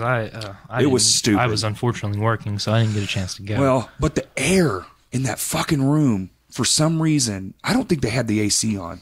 I really don't. It looked really hot. Dude, it was miserable. So when we got up on stage, I told Justin but while we were setting up, I was like, dude, you might have to do my singing part tonight. Like, my throat is dry. So dry. And I can't get it to, I was drinking water like crazy, trying to get it to like moisten up so I could get my, vocal cords going. Nothing was working. Finally, when we started playing, I started sweating and actually held up, and I just kind of gave him like that one of those I got it kind of thing, because he like looks back and I'm like, whatever, it's a cue. And then so I did the singing part, and I got through it fine. But man, after that, by the end of the night, I couldn't talk. I was actually worried about today because I knew I had this, and I was like, fuck, dude, did I be able to talk? Hey, Micah, you do it. I'll just talk my butt off today. I don't have much to questions. Yeah. I'll read them and respond to them. Yeah. So back to the drum collective thing, you have so you're starting small, which is smart. Yeah. You're starting with just what I've got now. Refurbishing, tools just are doing expensive. what you got. Oh my God. Yeah. Like to get all the tools I need to build stave drums. Yeah. Like a nicer table saw, a planer, a jointer, all that stuff. Probably at least $1,000. Oh, at least. price just to get started. Dude, a planer's like $400. Oh yeah, for a nice one. For a decent one, yeah. Like lower end planer, you can get one for $300, but it's got 2 blades. Oh, you want one with at least 3 blades because it cuts even more evenly. Yeah. So yeah, that and alone you have to is do less rips through to get it all planed out smooth. Yeah, you can like do 2 rips. And that's it. But yeah, so starting small now. Right. Well, I mean, that's the right approach. Just to like, I don't think it's doing anything. I think it picks up. Yeah. It's such a noisy. It just started doing that. I greased them when I first built the table, and I think the grease has ran out. I think it's down. It is. Yeah, it's a little metal. I put a little metal slug in there. Yeah, they're designed to come off. Yeah. This table is designed to be portable. These legs come off too. Oh, really? Yeah, we carried this table in here. Oh, nice. Yeah, I built it a few miles away and drove it home. Okay. Yeah. Cool shit. Cool shit. Build Brag about stuff it. with wood. Brag about it. No, woodworking is fun. It is the most fun. I actually gave up on being a musician for about 6 months when I lost my mind after a band. You know how it is. Yeah. You put all your heart and soul into it, and then it's gone, and you're like, I'm crazy now. It's like, everything I've worked for is gone. Yeah. What do I do? Yeah. So I was like, you know what? Fuck it. I'll do woodwork. But my deal was furniture. Yeah. I don't know why I didn't think, drums or whatever, but I just was like, I'll make couches and shit. So I just started like refurbishing, kind of the same thing, dude. Mm-hmm. Find a chair, make the chair look different. Mm-hmm. And then I would just give the shit away. I never sold it, but I don't think I was that serious about it. I was in a band 6 months later, so. Yeah, kind of more of a time wasting hobby. Yeah. Not wasting, but time. Just figuring it out. Yeah, just taking a break. Yeah. I still needed something to burn all the energy I have up, but it was fun and it was cool and I learned a lot. So, whatever. It's everything. It's always nice to get your hands on a new craft, even if it's not something you're going to pursue. I feel like it's cool to have that wealth of knowledge. As a creative, sometimes you need a different. Mm-hmm.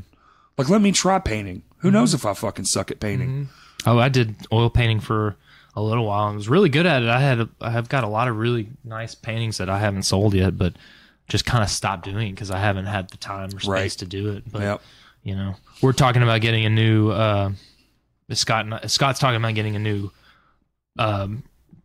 He does lessons at Rock City Music. Oh, okay. And he's talking about getting a new lesson studio, and we might look at a place that has enough room for us to put our Ozark Drum Collective shop in there. Ooh. Which would be really cool to have a brick and mortar location where we can say, dude, like, here's our official drop off location. We can even have a showroom where we set up our drums that we're trying to sell. Put tags on them, try to sell them. Even have a little displays for the smaller stuff, dude. Like the beaters and stuff. And if that happens, though, it's like right now my workshop, quote unquote, is in our spare bedroom. Right. And I've also got like my heavier tools, like my drill press and router table and stuff, out in our garage.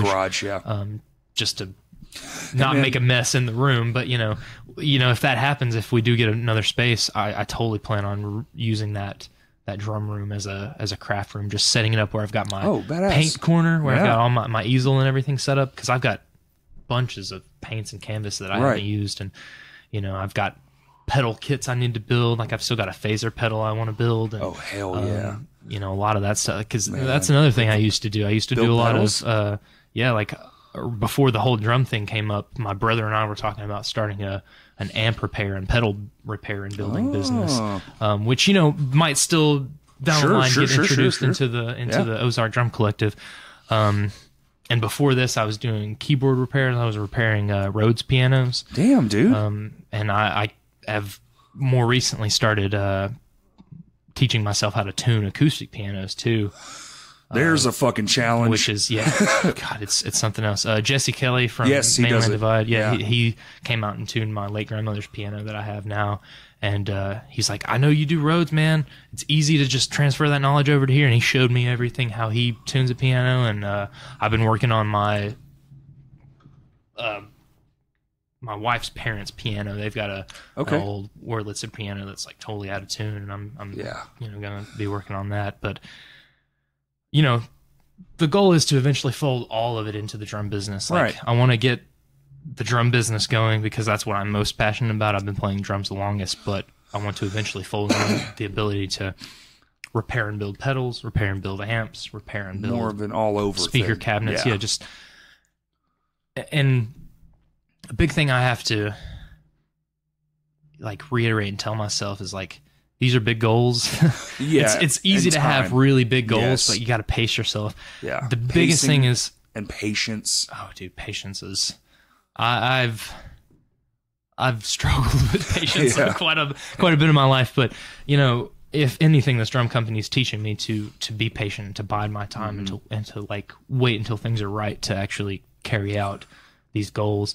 But you know, my eventual goal, or the whole idea of the thing is to be able to provide these services for my local people. Right. Because, you know, I've got my popular and unpopular opinions about the local music scene. You know, I'm not going to say that I love everyone out there, and I'm not going to speak my mind about it. But the least that I can do is provide those people with the stuff they need. Like if you've got a drum kit that you think is subpar, right, and you're like, oh man, I need a new drum kit, bring your old kit to us instead. We'll make it sound even better, and you won't even have to go out and spend a few $100s on a new drum kit. You can spend $100-$200 with us. We can rehead it, clean it up, get it, you know, repair anything that's wrong with it, recut your bearing edges. That's a big problem I see with, and a lot of people don't even understand. Yeah, they're like, oh, my drums sound bad. I don't know why, but I see a lot of drummers play without their bottom heads.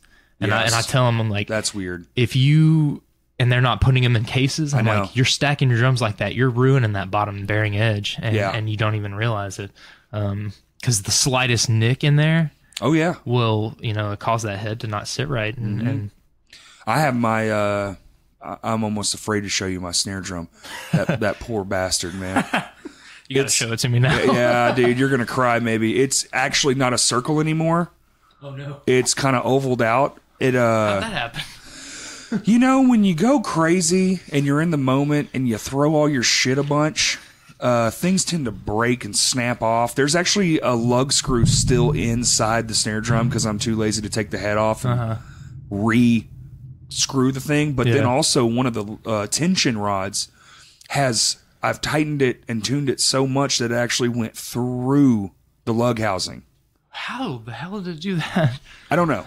I gotta see this. That's an anomaly. Yeah, but if I play the drums for 3 songs, I have to completely retune the snare. So every 3 songs, even if you see me live, I'm like cranking it down. And now is that your main snare that you use for? Oh dang.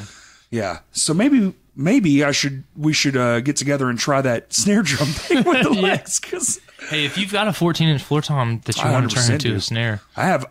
Not only do I have that, but I have old snare drums too. So I have like parts. Send them with me today. I'll get you set up, man. Dude, that would be fucking awesome. Mm-hmm. I'd actually like to see the construction, like kind of like what's that document?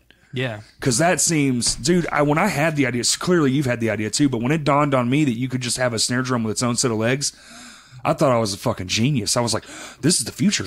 Because those two side, I know people are probably like, y'all motherfuckers are so boring. Those 2 side legs, screw y'all. If you put them up to the front and they go within the inner parts of your double kick pedal, they're now 100% out of your way. And then you've just got that one leg in the middle. Yeah. And that's nothing because I sit a good 6 inches back from that anyway. Mm-hmm. So it's like, and if you're like me, I have my throne where it's got 2 legs in front and 1 in back. So I can't lean back. You know? Yes. So that front leg wouldn't even touch any of my throne legs. Exactly. You know?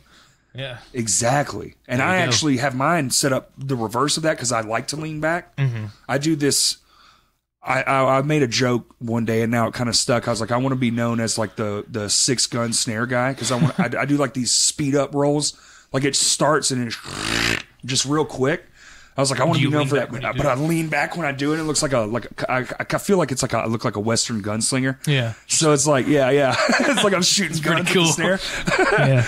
And so I like to do that. But what I do is I just offset the 2, and it actually kind of is handy. But sometimes the single, so I use very expensive stands. I bought all DW9000 hardware, and my snare stand at least is that way. Yeah. But I've got a rack for my studio. So. Okay, yeah, that's true. Yeah, well, I play minimal, so I don't have much. But sometimes that single braced edge will go down into the double opened part, and now my fucking throat and my snare are locked together, and you're like sitting kind of backwards at an angle too. Yeah.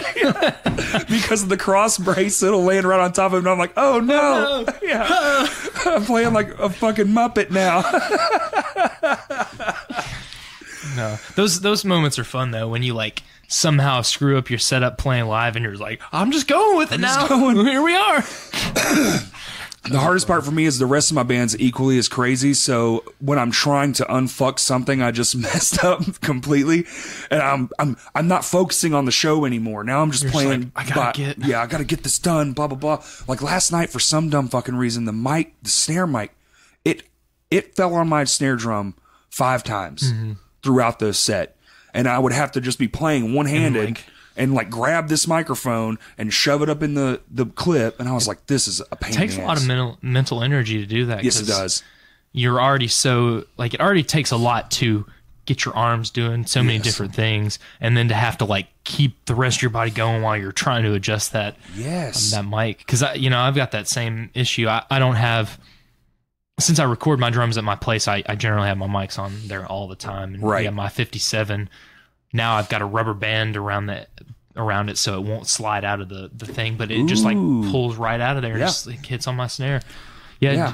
Easy fix, just get a rubber band and like put it behind the clip. That's smart. And it just kind of catches it in there. I don't know why I didn't think about that. That's smart.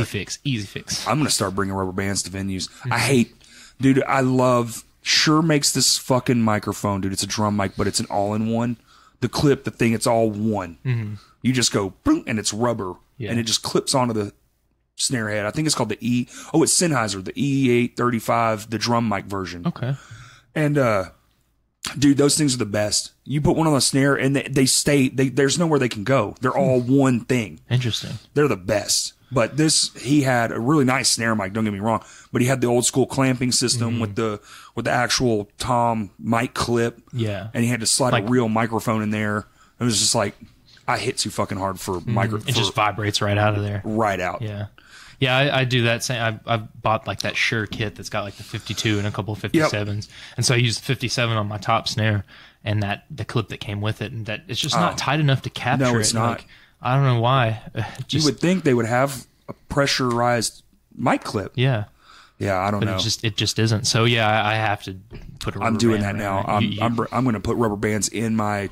I have a to-go box for just like all the just get a cheap shit bag, that might break. 50-cent bag of rubber bands. Yeah. And I'm doing that. That's a solid idea. Because usually you're just like dealing with it. Yeah. You know? It's like, oh gosh. I've had it happen on toms, dude. I'll be going and do a fill roll and look over and the tom mic's just bouncing on the tom head. And it's like, well, I bet that sounded like absolute shit. Yeah, blah, blah, blah, blah. And God knows what it sounds like outside, especially if you hit the microphone with your drumstick. Yeah, it's like, clack. I was like, dude. I made the mistake of just record. Now for my toms, I've got the, what are they? They're Electro Voice. Ooh, yeah. I can't even think of the model name, but they're like the small. Yeah, I know what you're talking about. Tom mics that, now granted, they do have their own clips and everything. Man, I can't even think of what they're called. Yeah, try to bring it up and I'll tell you what if I see it. But I haven't taken the time to like really tighten the clip, like adjust, like I don't even know what you would call it. This dude right here, the ND44 dynamic? Yeah, exactly. That's dope. I've got two of those for my rack toms, and then I've got one for my bottom side snare. Oh, nice. And then I've got the if you go back, the ND. This guy here, the 46. That's my floor tom. Tom. Oh, smart. Yeah, because it's got it can pick up some really nice low ends. Those low ends, man. I put the kick drum mic because I have a couple of I have the Audix D6, and I'll put that in the kick drum, and then we had a beta, the 52 for the longest time until it broke. But we would mic the bottom of the floor tom with that, dude, and blend the two tones for the top and bottom. Yeah. Whoa. Yeah, that's thick. So thick. Now, see, what's cool about the 46 here is, I don't know if you can see, it's got that locking, that push lock there. So you can maneuver it, and it just locks in place, which is great. But the 44s don't have that on the. I saw, because I don't know if you saw, it's like a clip, and then the actual microphone itself can pivot up and down. It can pivot. If you don't tighten that up, that will just slowly just fall down on your tom. And especially there've been several times, like I've been recording and got like a really solid take, and then I realized the tom changes. They're right on the toms. I'm like, fuck, man, that dude. That'll eat your lunch, man. Fucking because I know recording drums is one of the hardest things to record. It's so meticulous. There are so many parts that go into it, and you got to get everything sounding right. Measuring tape, like literally. I think you have to have equal distance. Yeah, for a guitar, one mic on the cab, and you might play with it. But for the drums, mic two different speakers if they have two different. Like my cab has two different series in an X pattern. So I'll put two different mics and just get the best tone from each one. And that's just two mics, and you might play around with them versus, however many mics you need for your kit, your overheads and all that stuff. Dude, even a small kit, you have two for the snare guaranteed. One for the kick minimum, two toms, that's 5 right there. And then 2 overheads, that's 7. And if you want the 8th one, a room mic's always a nice addition. Just to blend in. Or if you have a sub kick, which is the shit. Now, that's something I haven't messed around with very much, is the sub kick. That's that thing that you see on the front of the... Yeah. I've seen a lot of it, but I've never... That's kind of a roundness to the kick. Okay. I like it because if you have a really attacky kick, you can still have boom. So you have attack and boom. So it's almost like you have 2 different options. Okay. I actually have one. I got to check that out. Yeah. I'll show it to you. It's homemade. Okay. I've seen. Yeah, I've seen. It's just a reverse polarity speaker. Is all it is. Okay. Yeah, I've seen people do that with just old guitar cabinets. They just somehow use it to. You literally you just reverse the polarity and it turns it into a microphone. It's crazy. It's crazy. I didn't know that at all, and then I saw a video on it, and my buddy made one. He's like, "Here, you can use it." Like, fuck yeah, dude. I guess that makes sense because, like, growing up. Going back to that whole Digitech pedal and microphone port thing, I feel like there was one point where I was trying to, even before that, record onto a cassette tape with just like a boombox we had, and it had a microphone input on it, just like an 1/8 inch microphone input on it. And I had a cheap Radio Shack microphone. I feel like at one point I accidentally plugged it into the speaker port, and it was playing music out of the microphone. Yep. So that makes sense that, if you reverse the polarity, that a output can turn into an input. Yep. It's really all it is. It's kind of weird to think about, too, because that means you could do it with anything. Car speakers.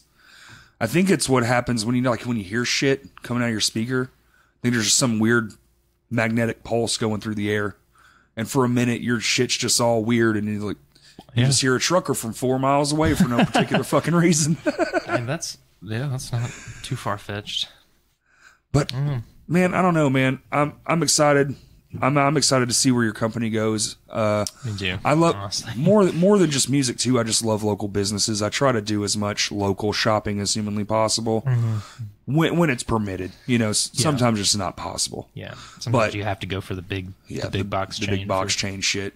Especially with little things like heads, Nobody's going to be able to make heads for cheaper than Remo or Evans or anybody of those people. Just the sheer volume, But, like, my biggest one is sticks, man. I wish there was something around. Sticks, drum kits, like actual kits, or even just pieces of kits, snares. Like, manufacturing snares seems like a doable... you only have to make, like, chunk out 5 of them and just... sell those 5, and then when those 5 get sold, make 5 new more ones. Yeah, make 5 new runs. Yeah, and that is the goal, is to start with snares and eventually move on to full kits. Like, right.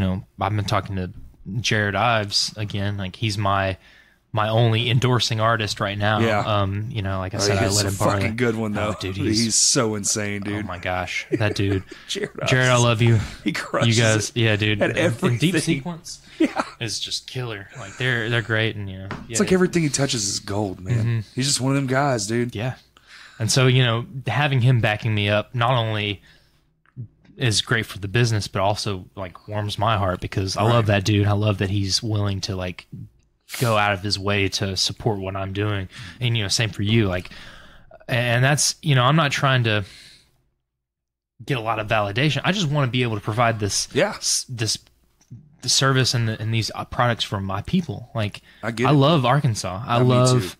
the local scene, and Yep. I want to do my part to, Give provide back what I and can. provide and We're working on music and projects to play, but that's only part of, like, that's kind of just sharing what we do creatively. Like, I want to share what I can do, what me personally can make creatively. Right. If that makes sense. And just, and another thing, like, you've been seeing this a lot too lately at local shows, man, but pop-up shops are now getting big.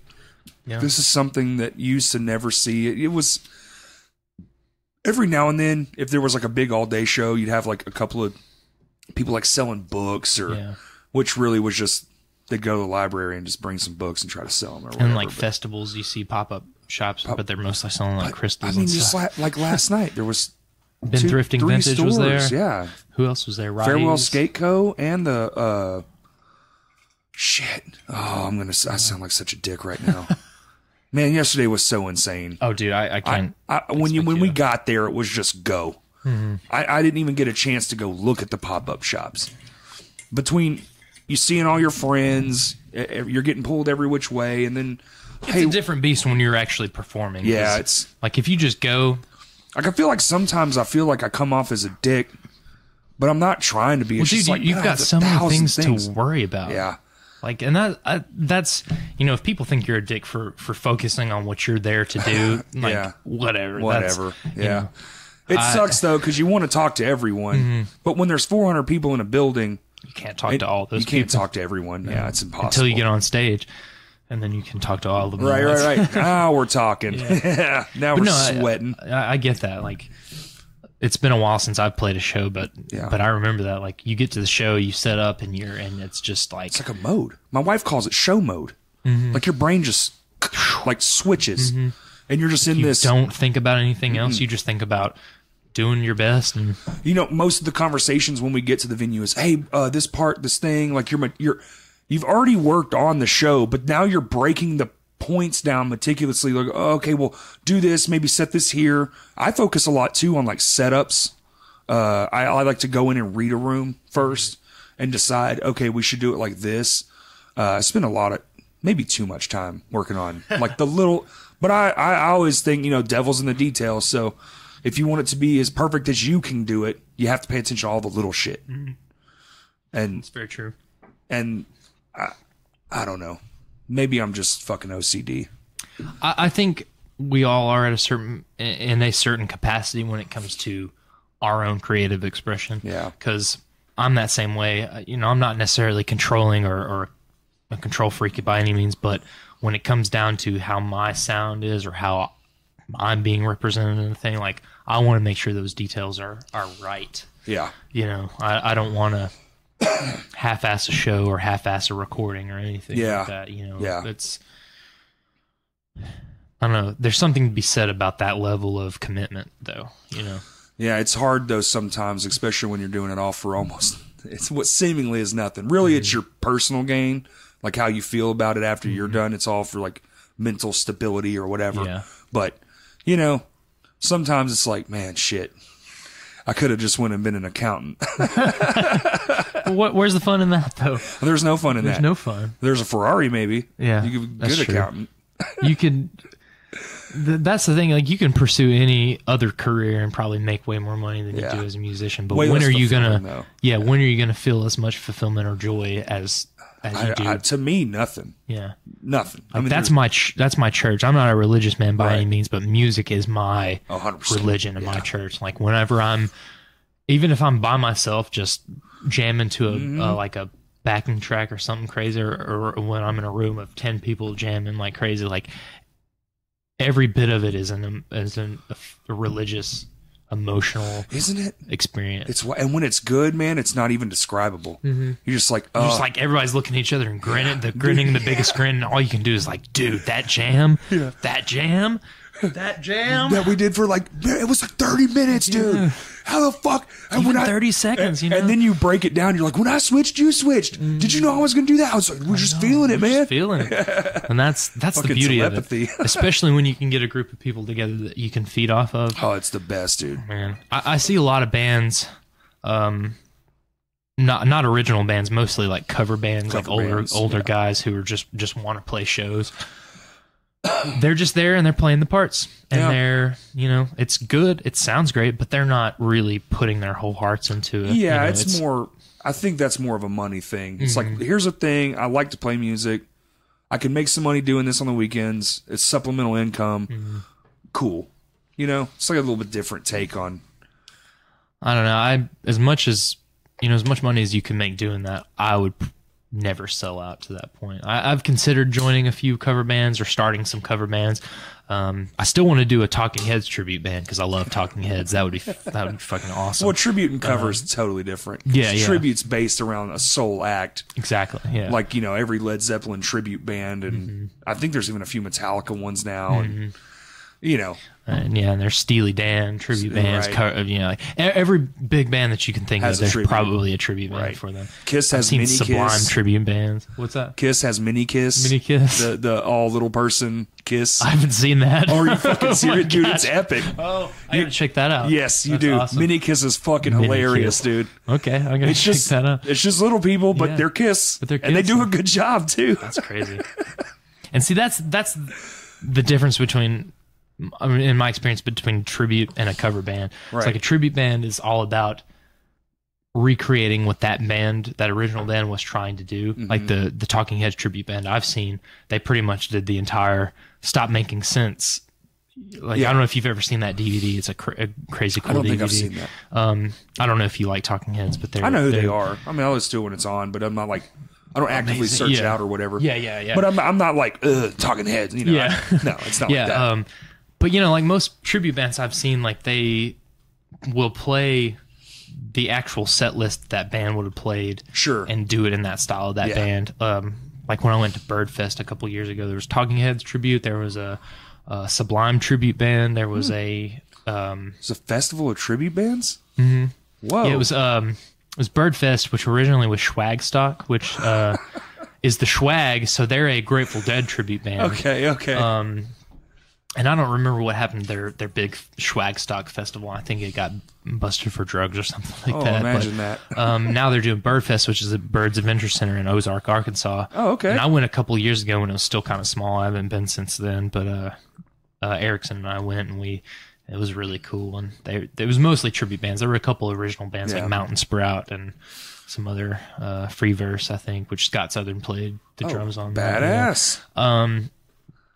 But, you know, outside of that, like most of what I see, like playing at like TC's in Conway or something like that, it's just all these cover bands. Like these people just playing like just simple People blues love top covers. 40 shit, man.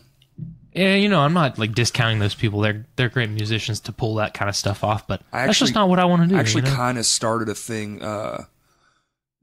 We're covering songs, but we're doing jazz versions.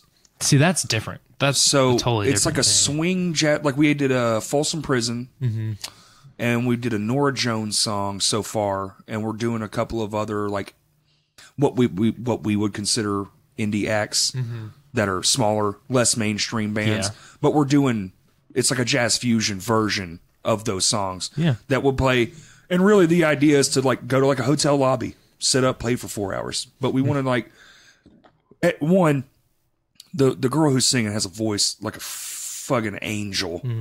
And two, it's just like, it's a nice pace. It's a nice change of pace. Yeah. I'm playing with my playing a lot of like, brushes. heavy hardcore stuff. You know, when you're playing heavy all the time, it's cool nice to just be like, but we have like this idea, like we'll have like, not suits, but like a down-dressed suit, you know, like just fancy clothes. Like button up in a vest or something like that. You know, like just sit there and chill, man. We're still getting to play, but we're getting to retool these songs, so that's fun as hell. Like retooling Johnny Cash songs, man. I mean, Johnny Cash is my fuck. Yeah.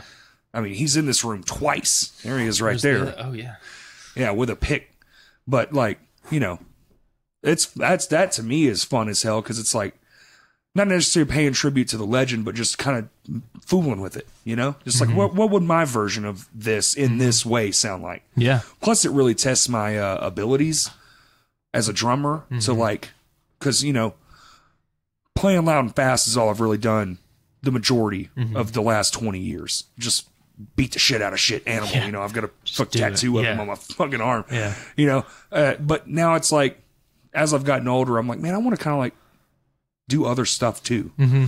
The loud, fast, and heavy's fun. Don't get me wrong. I have a blast doing it. Yeah. I'm proud of all the shit I've done with it. But I mean, I would gladly return to metal drumming if I had the opportunity, but Right. you know, it's fun to mix it up. It's fun to do something different, and it challenges you too. Like like if you're not familiar with that type of drumming, it's like, okay, now I've got to rethink my technique to really make this work. Like our first practice was Tuesday, and even in that one practice, I learned a bunch of shit. First thing I learned, you can't hit too hard with thunder rods. I was just going in regular, and I was like, this is so overbearing. So just overbearing. Gotta, like, lightly tap it. I think it's gonna help with my finesse a lot, and I think in turn, like my ghost notes will be more prominent. Oh yeah, I feel like, which is something I got into a couple years ago. I didn't even know what a ghost note was. I was like, why would you even play it if it's a ghost note? But you don't understand. It adds that kind of texture in there. That lasagna. Yeah, that lasagna texture. Yeah. All that little shit adds up to some complex shit. That's your cottage cheese curds hanging out there. That's it. Ghost notes. That or cottage ricotta, cheese. which one you want to use. I like ricotta. I like them both. Yeah. Maybe a layer of each. Some are a little spicier than others. Spicy layers. So what, if you had to say a realistic time frame, is your small frame goal like a 2 to 5 year thing, or is this like just whenever? Are you playing it just? I'm kind of playing it by ear now. Okay. Again, I've got very big plans for the company. I love the plans. A lot of what I've talked about, a lot of what I haven't really talked about because I don't want to put it out there before it's possible. I buy a lot of drumsticks. That's all I'm going to say. Now that will probably require like an automated lathe because you want to be able to lay them out evenly. The sticks the exact same every time. Yeah. I've looked into it. It does. Doing it by hand is almost impossible. So that right there is probably like a 5+ year goal, unfortunately. Right. But the drum building from like, so upcycling from current shells, that's a right now goal. I can do that. I can upcycle from shells. I can restore your drum kits. You just restored that Tama, that Rockstar kit, right? Yeah. That thing was beautiful when it was done. Thank you. That thing, it was in pretty good shape when we got it, but like it had a lot of black marks all over it. We went over it with like magic eraser and got a lot of that stuff off there. A big thing is cleaning hardware. Like you don't realize how foggy hardware can get, chrome hardware, and just a little bit of vinegar or Windex, you can just like. In fact, here, let me show you this picture of. I got a before and after of this kit we were working on. You like buff and polish and It damn near looked new, but old, like vintage new. I liked it, man. And that's our goal, is to breathe new life into old stuff. Like here's that picture of the one on the left is how foggy. This is a different kit. This is a Ludwig accent combo, I think is what it was that we. Yeah. Okay. So I'm looking at this photo, and it's 2 hoops in a hand on a cloth, and one is, I'm assuming, from the same drum before it's cleaned, and one is after. Super foggy, and then the one after looks brand spanking new, like you'd buy it from the factory. Hey, will you send me this? So I'm going to put this on the Instagram post too. Yeah. Just so people can kind of get a look at what you're doing. Dude, that fucking looks brand new. And there's, like a lot of older kits you'll get. Oh, cool! I can airdrop it to your MacBook Pro. It's right here. I'll do it right now. Do it. There you go. And there, like, a lot of older drum kits have pitting in them and like rust and stuff, and like that you'll want to like do like some WD-40 and some aluminum to kind of get some of that stuff off. But newer kits like this, if they're just foggy, like, man, the atmosphere, smoke, anything can fog up that chrome hardware, and all you got to do is just scrub it off really hard. That looked awesome. I might actually go outside and, well, at least tomorrow or something, and try that on my snare drum, because my snare drum has seen all the better days. It's basically to the point where I need a new one, but I'd rather actually fucking do that damn floor tom snare. Yeah, I mean, I'll take it with me today. I'm stoked. This sounds insane. Here's kind of that kit before. Drop it on your computer. And that's fine. It's strong. It's made of aluminum. You can't really see, but that's the drum kit before. No, I can see. Dude, that's cool, man. And this is a Ludwig. Accent Combo CS. Yeah. That's what it looked like afterwards. Oh. It's brand spanking new with some, we got the... Damn, dude. The Genera G2 coated, or not coated heads, but the G2 heads on it. Yeah. Man. That was for a guy named Dennis, and he was like superbly happy with how that turned out, and which meant a lot, you know. Good. Oh, that's what matters, you know. Good. So yeah, happy customer equals happy next customer. You know, word of mouth is still the strongest fucking form of any advertising. Because yeah, go ahead. Yeah, I mean, just being good. Yeah, that's what our goal is now. Like, I appreciate the presence of social media, but I don't want to rely on that to be my only form of advertisement. Like, my goal is to use that as a way to like have a platform to show what we do and show our examples and stuff. And the examples, but and you know, we've got people that contact us through the Facebook page or through email, and we don't have a website right now. That's how we do our business.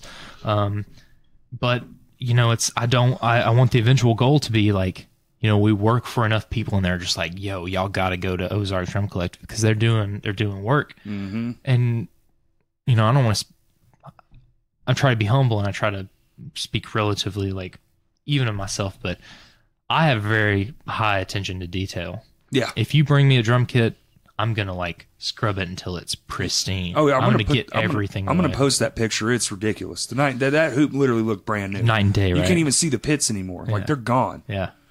That's crazy. And you know, that's a newer kit, so it still has some, but like it did have some rust on it. It had a lot of cloudiness. It had a lot of everything, and just finger grease and just all the bullshit, man. Dirt. That's something people want to think about. Like when you're handling your drums, especially after playing a show, you got all that sweat and stuff on your hands and whatever else you've been touching. And that sweat is acid to that metal. Oh yeah, yeah. I've got a pair of raw hi-hats, and I accidentally touched them one day with a sweaty hand. Green and the next day. Oh, dude, they're screwed up on the top, which sucks. But they're also kind of patinaed anyway because they're the Benny Greb sand hats, which are. I love those hats. Yes. If you've never played them, I've heard them. The choicest hats. I've listened to a lot of cymbal videos. yeah. I'm very particular about my cymbals. Like I'm too poor, but I am particular about what I'd like to have. Yeah. Well, hey, I'm poor too, but I finance a lot of my stuff through Zounds. Zounds, dude. Yeah. Zounds is the shit. They've got that 12 month no credit check thing, and you know, I've got payments is really easier than bulk fucking price. Dropping $3,000 on it. I actually thought about using Zounds to upgrade the podcast. That's how you should. For those mics haven't dropped yet, but I've looked. They are going to carry them. So as soon as they hit, I think that's what I'm going to do, because I want to uplift this thing, and uplifting a podcast, especially a voice only one, would be better microphones. So that's the first step in the right direction. But anything else, dude, going on? Interesting? I mean, that's about it. That's the long and short of it. You know, just I'm really excited about this, man. I really am. I think this is a nice other thing that this state really needs in its music.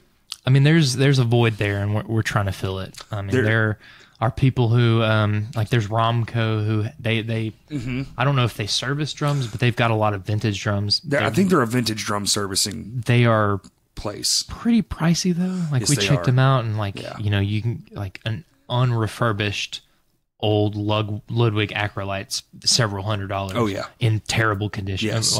Poor condition. You know, you'd have to put some work into it, and which is great. You know, like I guess there's a market for it here for him to be, you know, still be doing what he's doing. Oh, yeah. And you know, I'm not trying to discount what he's doing, but I want to make our stuff affordable. I want to make it accessible, and most importantly, I just want to make sure that my local drummers can get what they need out of what we're doing.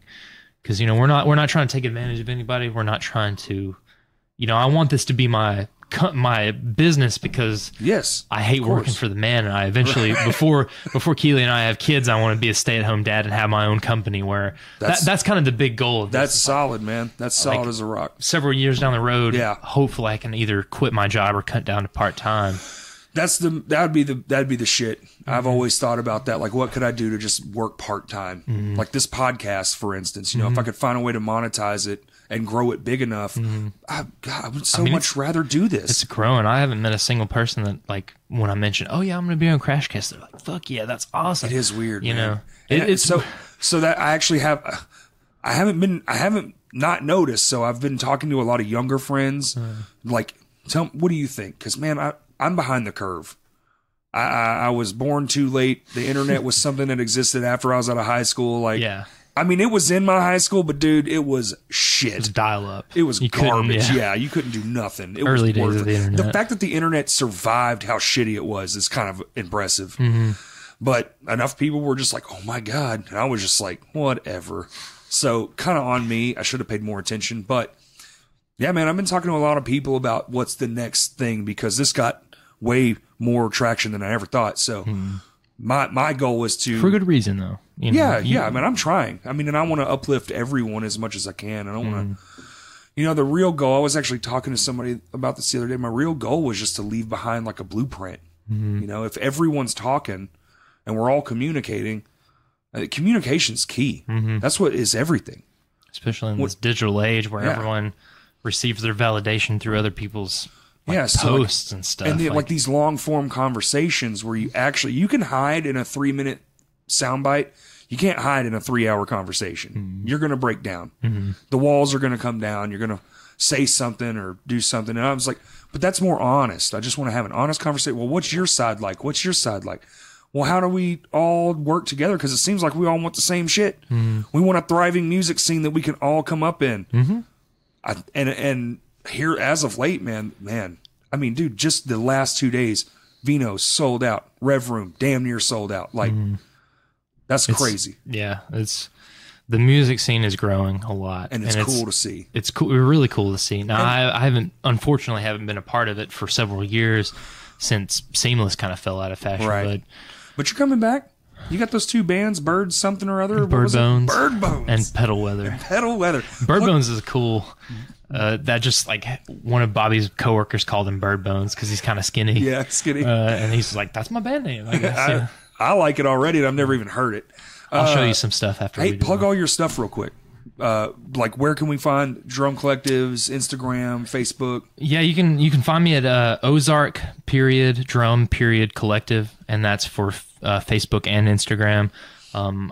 Our email address is ozark.drum.collective@gmail.com if you want to reach out to us that way about collecting anything up. Of course, you can find me at Micah Reynolds on Facebook or Instagram, Micah Reynolds Drummer or Sporadic Studios on Instagram.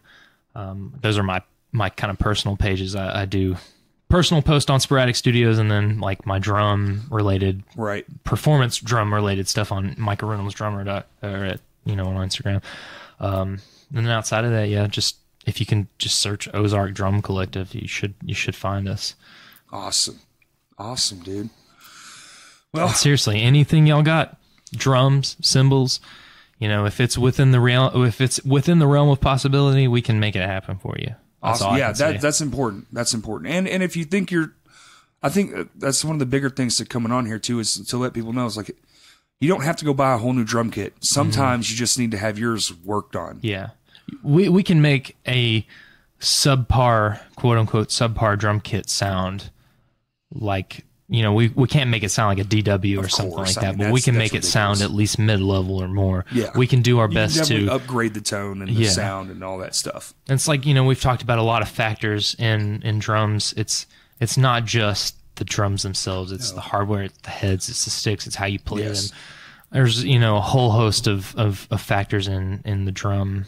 And I'm sure you could even help them with that stuff too, man. I mean, you're seasoned, so answering questions even, just, Yeah, I mean, I don't claim to be the most knowledgeable drummer. I'm self-taught, and I'm, just kind of figuring things out as I go. Like we were talking about earlier, once you introduce yourself into new genres, you kind of like learn newer things about yourself. And I think it's important. Playing more low volume funk type stuff, I've kind of learned to control my dynamics. But yeah, I mean, I guess that's just it. Like being a drummer has as much or more expression than being any other instrument player. I think that and vocals to me, and then I think bass is just a drum kit with strings. Yeah, that's true. I mean, I think the most dynamic things you got is your vocals and your drum kit. Man, I fucking love drumming.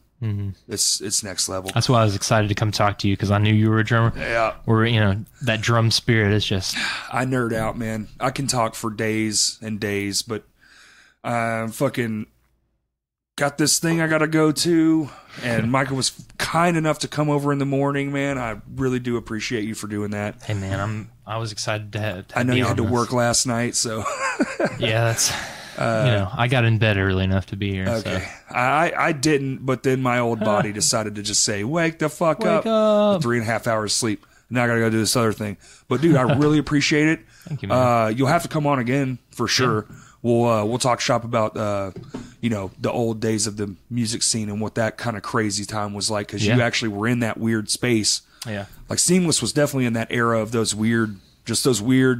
that weird era here. Yeah. And I've always... Just kind of that transition between... Man, it was such a strange time. It was. It really was. Maybe we'll get a couple of transitional musicians in here, and we'll all just wax about the old day, like how awesome. Weird it was. It's kind of hard to describe, man. It was like this whole thing was falling apart like a fucking sinking ship. Yeah. You know, like the conclusion of Downtown Music Hall and all that. Just everything. It was so weird. And it all happened so fast. Mm-hmm.